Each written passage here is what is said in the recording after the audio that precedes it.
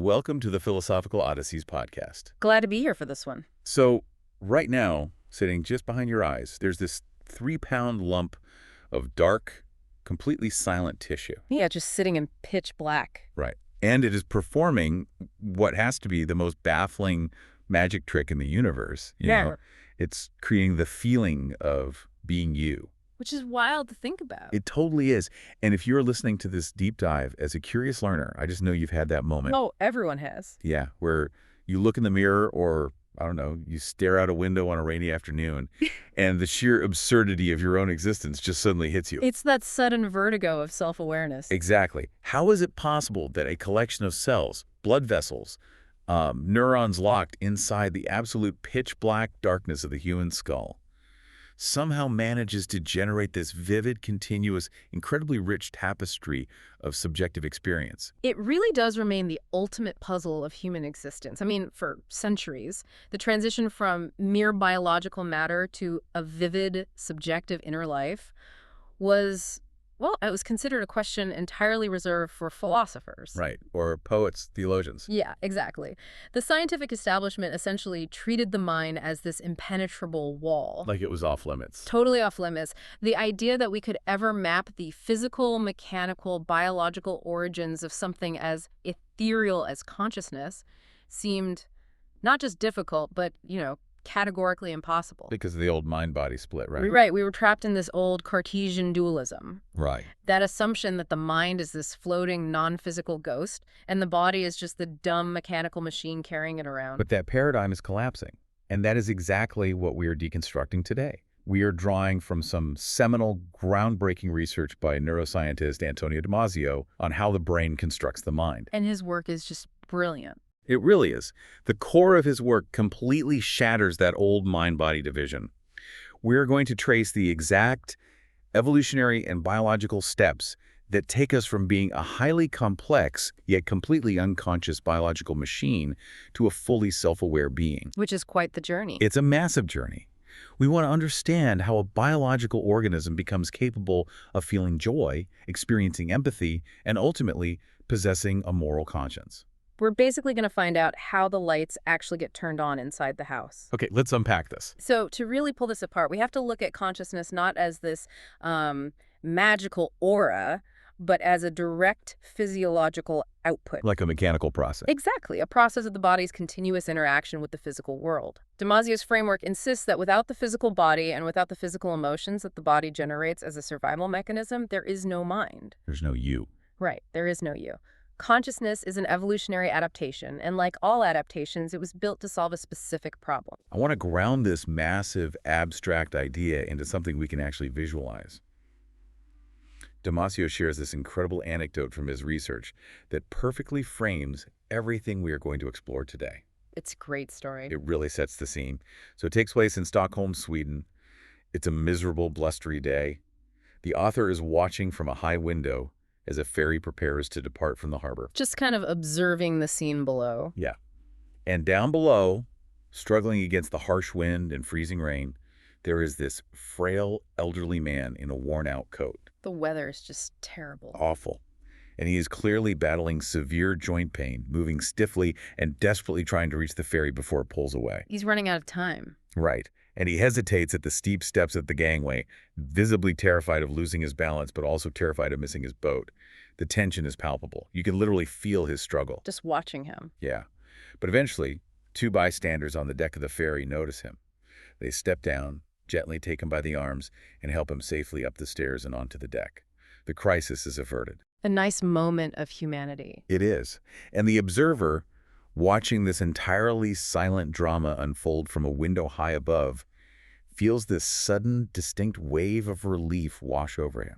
It plays out like a beautifully simple cinematic moment. Very cinematic. But if we put on our neurobiological lenses and really dissect the invisible threads connecting every single person in that scene, it reveals the entire underlying architecture of consciousness. Because of what's happening beneath the surface. Exactly. Consider what that scene looks like if you subtract consciousness from the equation. Okay, take consciousness away. The old man, purely as a biological organism, might still have a physiological stress response to the cold wind and the physical exertion. Sure, his heart rate would elevate. Right. But without consciousness, he wouldn't actually know his own anxiety. He wouldn't feel the subjective, crushing dread of missing the boat or the terrifying anticipation of a fall. He would just be a biological automaton reacting to stimuli, like a Roomba bumping into a wall and changing direction. That is the perfect way to put it. That is the Yeah. crucial distinction. Yeah. And think about the two men on the deck. The ones who helped him.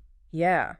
Without consciousness, they wouldn't possess the capacity to look at this struggling figure and generate empathy. Empathy requires a lot of biological machinery. It really does. It requires a highly evolved sense of your own self and autobiographical identity so that you can map the physical struggles of another organism onto your own internal subjective landscape. And the observer in the window. Right. Without what we call extended consciousness, he wouldn't be able to project himself into an imagined future.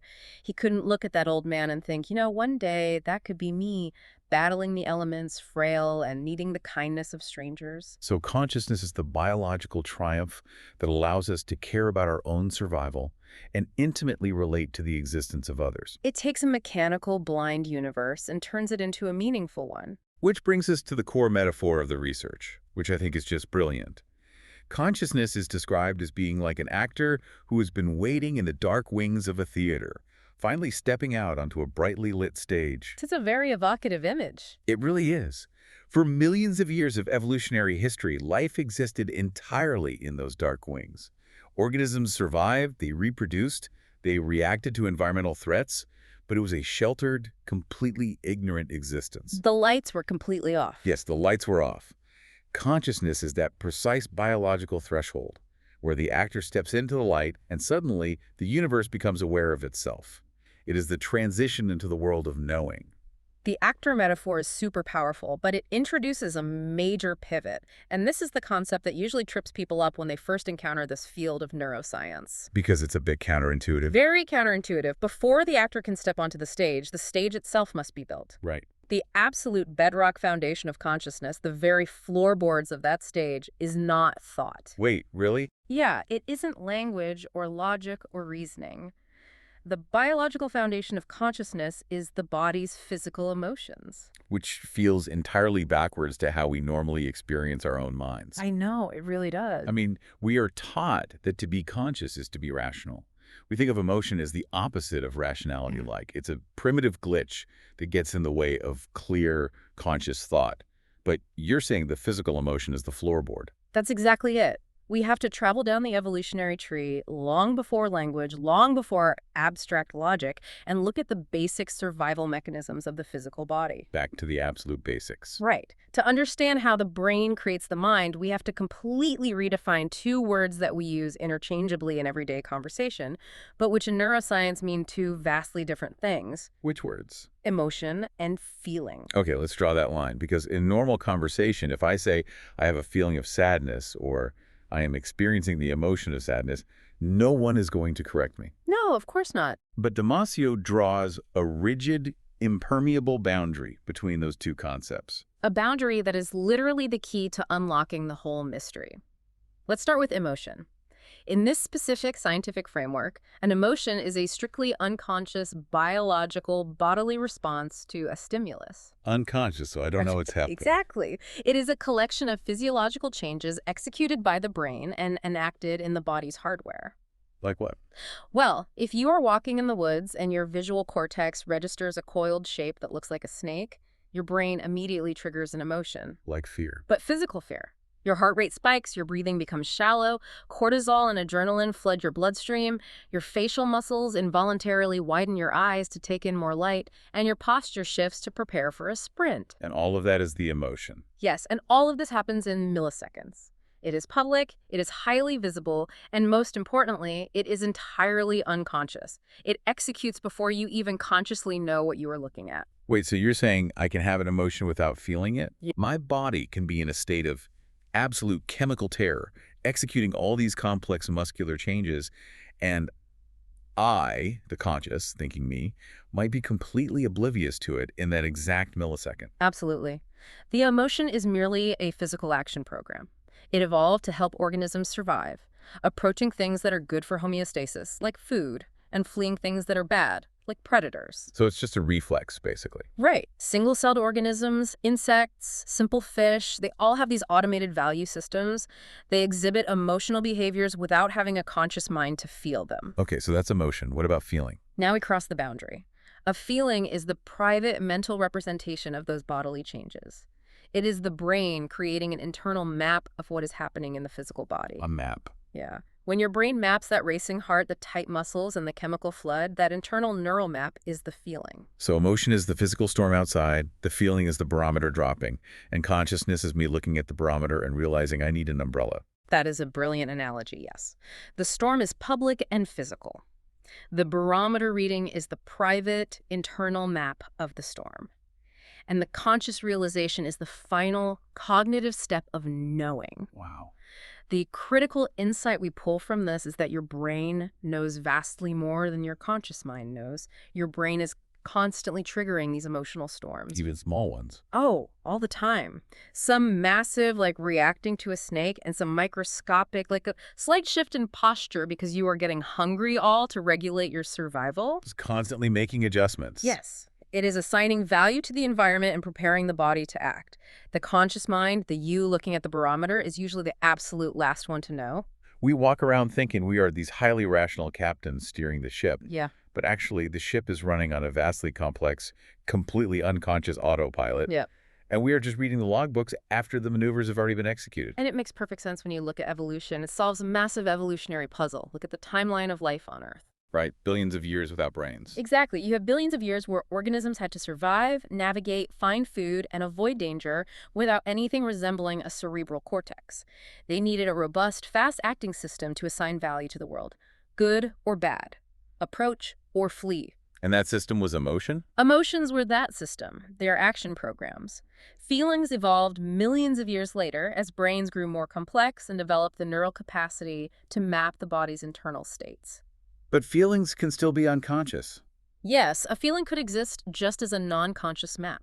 It's only when those feelings are illuminated by consciousness that we get the subjective, vivid experience of joy, sorrow, or pain. So the biological progression goes. Yeah. Emotion first, the unconscious bodily reaction, feeling second, the brain's map of that reaction, and conscious feeling third, the moment the self actually knows the feeling exists. You've got it perfectly. But this raises a glaring question. If emotions are just unconscious bodily maps, how do those maps transform into a self that experiences them? Who or what is the I that is reading the barometer? We have to dismantle the idea that the self is a single monolithic entity. It's not, a tiny soul sitting behind your eyes calling the shots. It feels like it is, though. It does, but it's an illusion.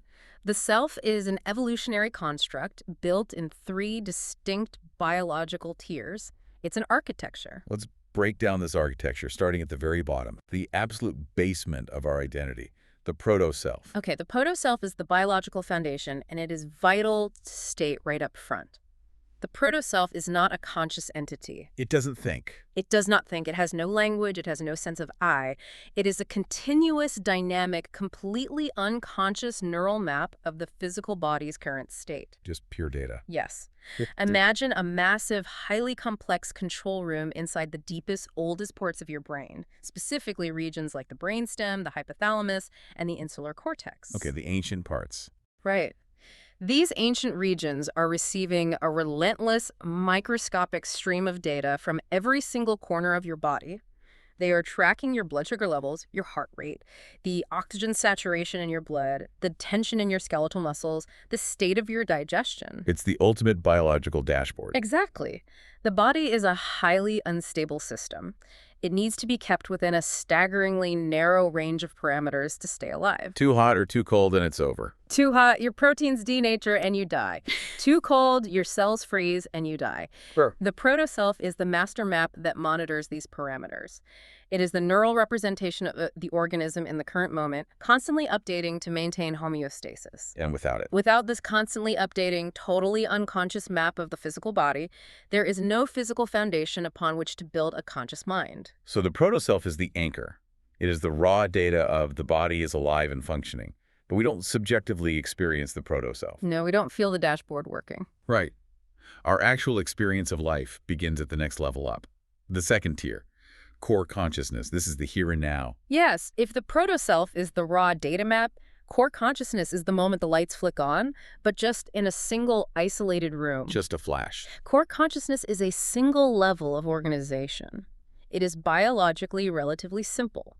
It does not rely on language, and it does not rely on conventional long-term memory.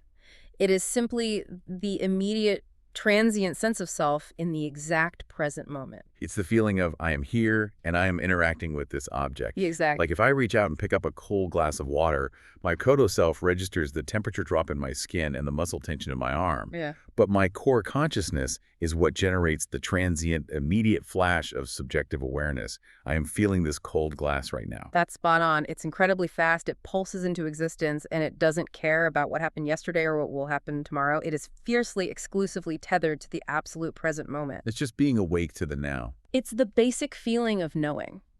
It is the lowest level of actual subjective awareness. And it's highly likely that many animals possess core consciousness. Like a dog. Yes. A dog chasing a tennis ball across a park is in a state of core consciousness.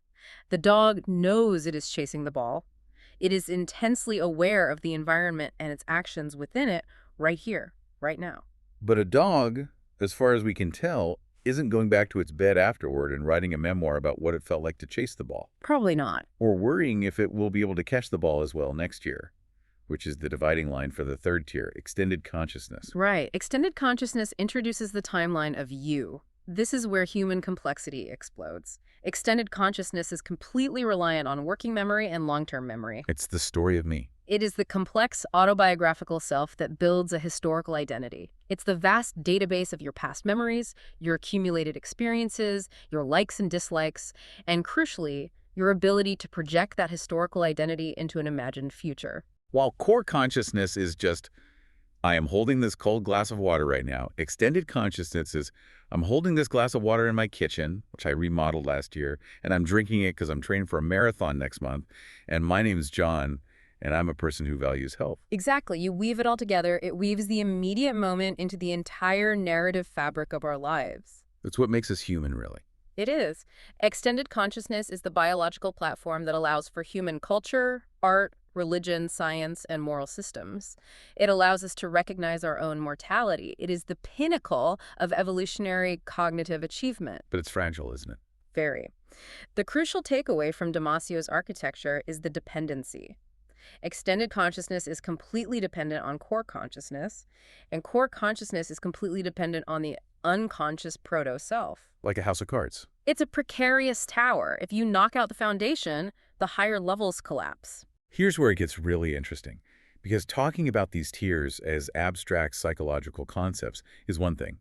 But to prove that these different selves are real, distinct biological mechanisms that physically exist in the tissue of the brain, we have to look at what happens when the brain breaks down. We have to look at the pathology. Right, we have to examine the glitches in the matrix. This is where neuroscience becomes incredibly profound and frankly heartbreaking. By studying patients who have suffered specific localized brain damage, we can isolate these different tiers of consciousness. We can see exactly what disappears and what remains when a specific part of the biological machine stops working. Let's dive into these case studies. Yeah, starting with a fascinating patient detailed in the text, patient David. David. David is a man who exists entirely without a past. He suffered massive, catastrophic damage to his temporal lobes. Which is devastating. We're talking about the severe destruction of the hippocampus and the amygdala on both sides of his brain. Because of this localized destruction, David suffers from the most profound amnesia imaginable. He essentially can't form new memories. None. He cannot learn a single new fact. He cannot recognize new faces. If you introduce yourself to him, have a lovely conversation, leave the room for 2 minutes, and walk back in, he will have absolutely no idea who you are. His ability to lay down new memories is entirely gone. The tragedy of David's condition is profound.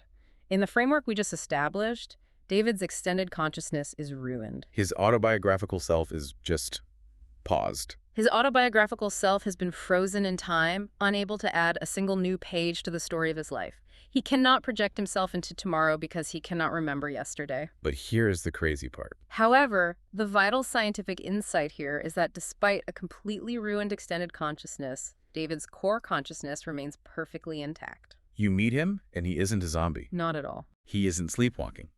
He is fully awake, fully alert, and fully aware of the present moment. If you hand him a cup of coffee, he experiences it completely. He knows he exists in the moment. He knows he's drinking the coffee. He can comment on the taste. He can look out a window and describe the weather. He can laugh at a joke. He still has that feeling of knowing. Yes, he possesses the immediate feeling of knowing that defines core consciousness.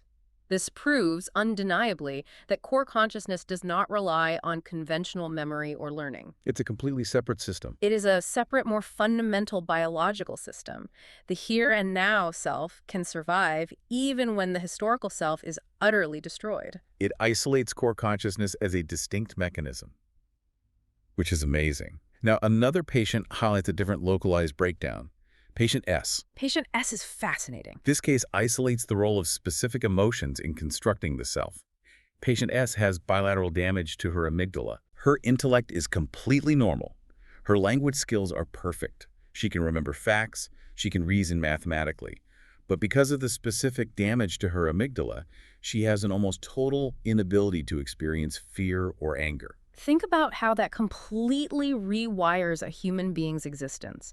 Because she cannot generate the unconscious bodily states of fear or anger, because the physical storm cannot be triggered by her damaged amygdala, she never experiences the feeling of fear or anger. The map can't be drawn because there's no storm to map. Exactly. Her conscious mind simply does not have access to those emotional states. On the surface, some people might think, wow, living without fear or anger, that sounds like enlightenment. This sounds great. It sounds great until you realize those emotions are critical survival programs. Right, they keep us alive. The result of this damage is that her personality is incredibly skewed. She is overwhelmingly positive, constantly cheerful, and incredibly socially dominant. Which sounds nice, but... But she will walk up to completely sketchy strangers in dangerous situations, strike up intimate conversations, completely devoid of the natural social anxiety or protective apprehension that a typical person would use to keep themselves safe. Her conscious mind is operating without the warning lights. Exactly the point. It highlights something crucial. Specific subcortical structures, like the amygdala, are physically responsible for generating specific emotions. And when those structures are damaged, the menu of feelings available to the conscious mind is physically restricted. The conscious mind isn't a blank slate. No, consciousness isn't just a blank objective screen. Its very texture, its mood, its entire character is dictated by the unconscious emotional engines running in the basement of the brain. If you break the engine of fear, the conscious mind simply ceases to know what fear is. Okay, now I want to talk about the case study that absolutely broke my brain when I was prepping for this. I think I know which one. Anosognosia. This condition is perhaps the most bizarre and illuminating thing we're going to cover today. It's incredibly strange to witness. Anosognosia typically occurs when a patient suffers a stroke that damages a very specific part of the right hemisphere of the brain. Specifically the right somatosensory cortex, right? Yes, an area known as S2. The physical result of the stroke is severe. The patient is completely paralyzed on the left side of their body. Their left arm and left leg are entirely immobile. But the physical paralysis isn't the shocking part. No. The shocking part is the psychological reaction to the paralysis. Patients with anosognosia vehemently, utterly deny that there is anything wrong with them. They completely refuse to acknowledge it. They are lying in a hospital bed, completely unable to move their left arm, and if a doctor asks them, how are you feeling, they will say, I feel fine, I'm ready to go home. Surreal. If the doctor asks them to move their left arm, they will sit there, not moving it, and just make up an excuse. I'm tired, or I just don't feel like moving it right now. They rationalize it perfectly. And it gets crazier. If the doctor physically picks up the patient's paralyzed left arm, holds it right in front of the patient's face, and asks, whose arm is this, why can't you move it? The patient genuinely will not recognize it as their own problem. They'll say it belongs to someone else. Yeah, they might say, oh, that must be your arm, doctor, or that belongs to the patient in the next bed. It is a complete impenetrable denial of illness. It is deeply unnerving to witness in person. I mean, it sounds exactly like a severe psychiatric delusion. It sounds like Freudian psychological denial, like the patient's ego is just so traumatized by the stroke that their mind simply refuses to accept reality to protect itself. That was the assumption for a long time, but it is fundamentally incorrect. It is not a psychological defense mechanism. It is a profound mechanical neurological deficit. So it's a hardware issue. Yes. Let's go back to our architecture of the self. Remember the proto-self. Yeah, unconscious dashboard. The unconscious, continuous map of the physical body.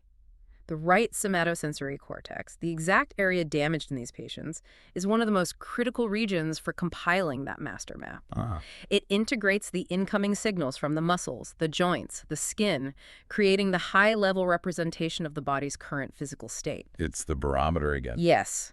Now, because of the stroke, that specific barometer is smashed.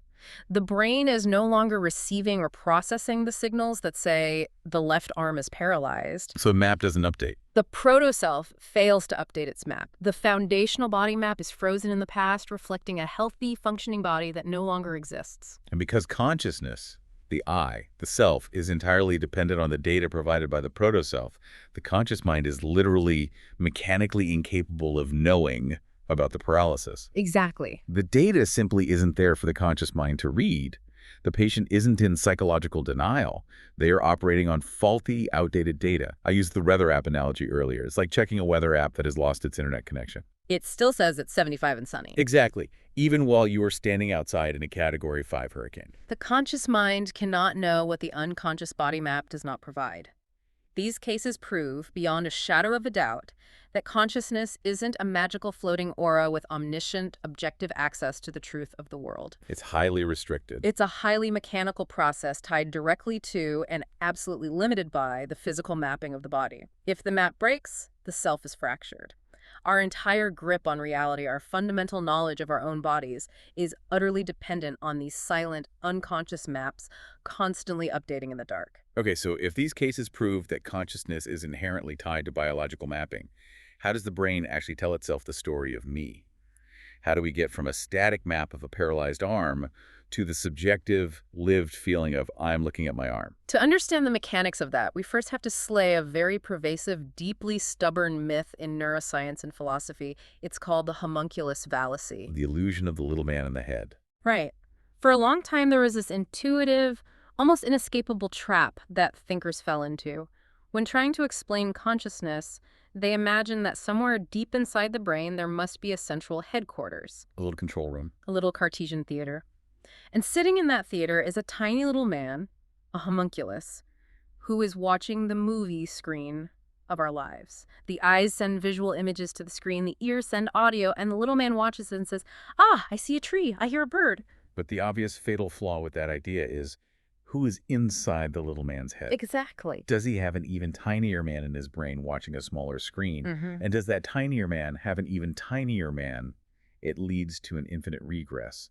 It explains absolutely nothing about how consciousness actually works. It just passes the buck to a smaller ghost. It's an intellectual dead end. Damasio's actual mechanism for how consciousness arises completely bypasses the need for a little man. It relies on the concept of interacting dynamic neural maps. How does that work? Let's trace the actual biological event. When you look at an object, say a ceramic coffee mug on your desk, your visual cortex creates a neural map of that mug. It maps the shape, the color, the spatial location. Damasio calls this a first-order map of the object. Okay, map A, the coffee mug. Simultaneously, as we established with the proto-self, your brain is constantly maintaining a map of your own body's internal state. This is also a first-order map, but it's a map of the organism, map B. So we have two separate maps existing in the brain at the same time, the object and the body. Now, what happens when you interact with the mug? Say you reach out and pick it up. The mug physically alters the state of your body. Because I'm touching it. Your arm muscles tense, your skin receptors feel the heat of the ceramic, your visual map changes as the mug moves closer to your face. The organism is physically modified by the object. The object changes the body. And here is the spark of consciousness. The brain doesn't just map the object, and it doesn't just map the body. The brain has the evolutionary capacity to create a second-order map. A map of the maps. Yes. This second-order map is a neural representation of the relationship between the two.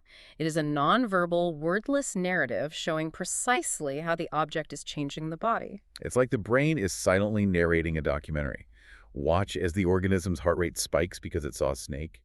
or watch as the organism's hand warms up because it grabbed the coffee mug. And the sheer feeling of that change, the feeling of the body being altered by the object, is consciousness. That is exactly it. There is no little man watching the documentary. The documentary is the awareness. The feeling of the change is the feeling of knowing. Consciousness is not a static thing. It is a process. It is the transient, fleeting narrative of the organism interacting with the world. Wow. And because this narrative always features the body as the main character, the feeling of self is automatically generated. You don't need a homunculus to say, I see the mug. The neural pattern showing the mug altering the body intrinsically carries the stamp of ownership. It is your body being altered, so the experience is inherently yours. There is a beautiful, highly poetic concept from the text that captures this perfectly. Damasio quotes the poet T.S. Eliot from the Four Quartets. The line is, "You are the music while the music lasts." It is the perfect encapsulation of core consciousness. Core consciousness is fundamentally transient. It is not a permanent, static structure. It's just a pulse. It is a pulse. It only exists in the exact moment the organism interacts with an object, whether that object is a physical thing in the real world or a remembered image pulled from memory. So when the interaction starts, The moment the interaction begins, the second-order map is generated, the wordless story is told, and the pulse of consciousness fires. When the interaction ends, when the music stops, that specific pulse of consciousness ends. you are the music while the music lasts. The self is generated anew in every single moment of interaction. We are just a continuous string of these transient pulses strung together by our memory. It's incredibly profound. It is. But it leads us to a very tricky realization. If consciousness is just this constant wordless story of the body reacting to the world, does the body ever react without telling us the story? Does the body know things before the conscious mind does? We touched on this earlier with the snake example, but the depth to which the unconscious body outpaces the conscious mind is staggering. Tell me about it. There is a phenomenal landmark experiment from the source material conducted by Antoine Bechara and Damasio that proves exactly how far ahead the body is.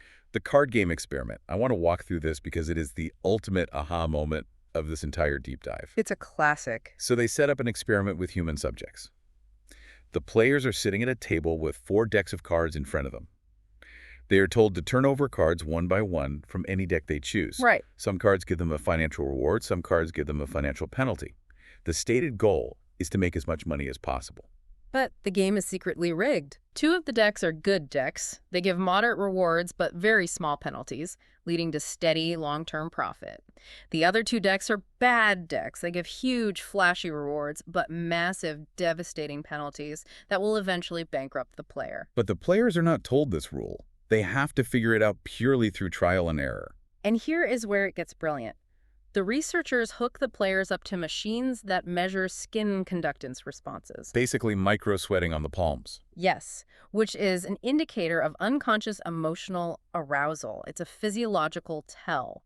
Now, it takes a long time for a player's conscious mind to figure out the game. How long? The data shows that usually a player has to turn over about 40 or 50 cards before they start to get a vague hunch that 2 of the decks are dangerous. And they have to turn over about 80 cards before they can consciously articulate the rule and say out loud, decks A and B are bad, decks C and D are good. That is the timeline of the conscious mind. 50 cards for a hunch, 80 cards for certainty. But what does the unconscious body do? The researchers found that after drawing only about 10 cards from the bad decks, the players' bodies began to generate a stress response. After just 10 cards. Before their hand even reached for the bad deck, their palms would begin to sweat. Their body had registered the danger. It had calculated the mathematical risk. It's insane. The unconscious emotional engine had figured out the underlying logic of the game a full 40 cards before the conscious mind had any inkling of a hunch. Long before players consciously realize which decks are bad, their bodies generate unconscious interventions, sweaty palms, subtle emotional shifts that guide their decisions. The body figures out the math before the conscious mind does. It's way ahead. Which completely flips our understanding of intelligence. We think of our conscious intellect as the smart part of us, but actually, the body is the genius. The conscious mind is just the slow, lumbering bureaucracy trying to catch up to the data the body has already processed. Consider the evolutionary math of that reality. If the unconscious body is so smart, if it can calculate risk, avoid danger, and navigate complex environments 40 steps ahead of conscious awareness, why on earth did evolution bother to give us consciousness at all? That's a great question. If the proto-self and the emotional engine can keep us alive and win the card game, why step onto the lit stage at all? The answer lies in the limitations of the autopilot. Unconscious regulation, homeostasis, basic emotional reflexes is absolutely fantastic for expected, predictable environments. Like dodging a snake. If a snake jumps out, the reflex saves you. If you touch a hot stove, the reflex pulls your hand back. But the unconscious engine is rigid. It operates entirely on pre-programmed biological values. I can't improvise. It cannot improvise. Consciousness, specifically extended consciousness, allows an organism to do something miraculous. Yeah. It allows the organism to pause. Just stop and think. It allows you to disconnect from the immediate pressing demands of the present moment. You can imagine things that aren't there. You can plan for completely unpredictable futures. You can run simulations in your head. Exactly. You can simulate scenarios in your mind. If I go to the river tomorrow, the predator might be there, so I should build a spear today. The unconscious mind cannot build a spear for a hypothetical future. Consciousness connects the rigid biological proto-self to a boundless imagined reality. It is the ultimate evolutionary upgrade from reflex to creativity. And this pushes us to the ultimate philosophical conclusion found in Damasio's text.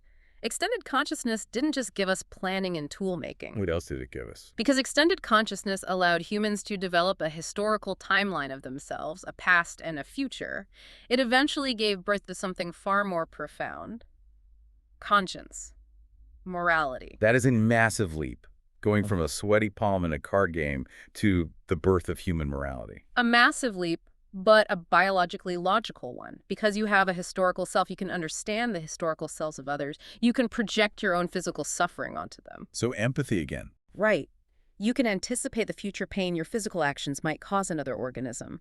You can feel empathy and guilt and shame.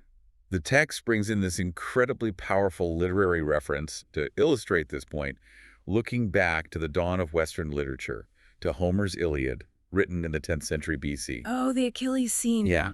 There is a pivotal scene where the great warrior Achilles is utterly enraged. His primitive, unconscious emotional engine is screaming at him to draw his sword and murder King Agamemnon right in the middle of the Greek camp. He is fully gripped by biological rage. Completely. But then, Homer writes that the goddess Athena appears behind Achilles, invisible to everyone else. She grabs him by his hair and pulls him back, warning him not to strike. It's a breathtaking metaphor for brain anatomy. Isn't it? The ancients, lacking the vocabulary of neuroscience, attributed this inner voice of restraint to the gods. Athena was the divine intervention. But Damasio argues that Athena is actually the biological triumph of the extended conscious mind. So Athena is the prefrontal cortex. Exactly. Athena is the prefrontal cortex, interceding against the primitive emotional rage of the amygdala. It is the extended self, aware of the future consequences, aware of the social fabric, slamming the brakes on the ancient unconscious autopilot. Conscience is the ultimate evolutionary output of consciousness. The gods we wrote about were actually the newly evolved architecture of our own minds, stepping onto the stage and trying to figure out how to direct the play. That's a great way to summarize it. We've gone from the frail man on the ferry, to the dark wings of the unconscious, to the wordless story of the body, all the way to the biological birth of human morality. I want to leave the listener directly with a mind-bending paradigm shift from the text, something to chew on long after this deep dive ends. Go for it. We started by asking how tissue creates the feeling of being you. And the provocative thought is this. What if consciousness isn't a superpower that sits above our feelings, observing them like a detached judge? Okay. What if consciousness is a feeling? A feeling itself. Specifically, the feeling of knowing. When we break it down to its most basic biological mechanism, consciousness is the feeling of your body changing in response to the world. So it's always tied to the body. Therefore, every time you look at a tree, you aren't just seeing a tree. The physical image of the tree is modifying your biological state, and your brain is mapping that modification. Right. So you aren't just seeing the tree. Your brain is literally generating the feeling of you seeing the tree. Every perception, every memory, every thought you have is accompanied by the subtle, continuous, vibrating feeling of your own physical existence. You are the music while the music lasts. The feeling of what happens. Every single moment is a physical collision between the universe and your biology, and the spark of that collision is you. Don't forget to follow us and subscribe to stay updated on our latest episodes and never miss a step in this odyssey of thought. Until next time, keep questioning.